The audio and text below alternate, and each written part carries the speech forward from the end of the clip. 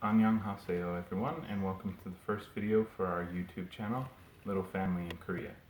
This channel, in case you didn't know, is to chronicle our 2-year contract for teaching in South Korea as a family. The family includes myself, my wife, and my 2 children. Today's video, we're going to talk about what it's like to try to pack up 4 rooms of furniture, clothes, toys, and anything else that happened to be in there, and prepare it to move over to South Korea. So when we first decided to do this, I had looked at moving the furniture by freight over to South Korea and realized very quickly that it was probably not going to happen. For a king-size bed of average weight, it's nearly $800 to ship.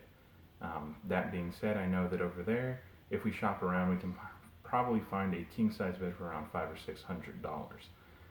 After realizing that, we decided that the best route was to try to sell off as many of the things that we could buy over there as possible, store the rest of them, and then try to pack everything else into 12 suitcases. It's been a major undertaking, and even with 1 day left, we're still trying to pack things into suitcases. I will say that we've gotten some advice finally, and we found out that rolling your clothes versus folding them or trying to like shove them down as best you can seems to work better. You roll the clothes up and pack them into the suitcase. You can fit more in there. There's less wasted space. Something that was kind of interesting to us is that when we started to pack up, we didn't realize how many things we had until we started to empty the rooms out and realized that there were a lot of things that were either stored in a closet or underneath a bed or whatever it was, and we had to kind of determine, like, are those things really important to us? Do we want to store these, or is this something that we can, get rid of and it doesn't really need to be taken overseas or stored?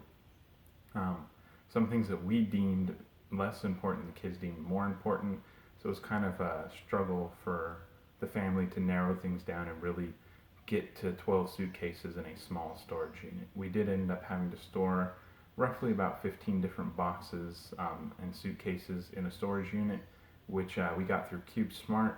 We decided to go with them because they had a little bit better security on their storage, and it was climate controlled. So we have that rented out for the year, and we have the things that we felt needed to stay with us but could not technically bring with us at this particular point. What we're intending to do is, if we decide that we like it over there and we want to extend the teaching contract for more than 2 years, we'll be picking things up a little bit at a time every year we come back to visit during our vacation time. It was a huge undertaking, but we're nearly done, and I believe we'll be ready to go by our flight tomorrow evening. We'll be leaving here around 11 o'clock and flying for 16 hours and 45 minutes over to Seoul, to land there at around 10 in the morning.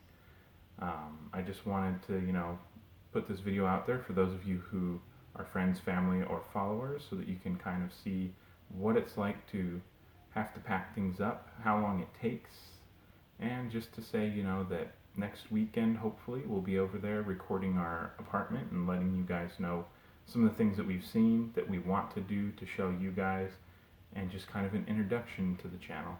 I do want to give a shout out to Red Dragon Diaries, the gentleman who is currently, I believe, in Japan, but had taught in Korea, that gave me some advice and encouragement to go ahead and pursue this.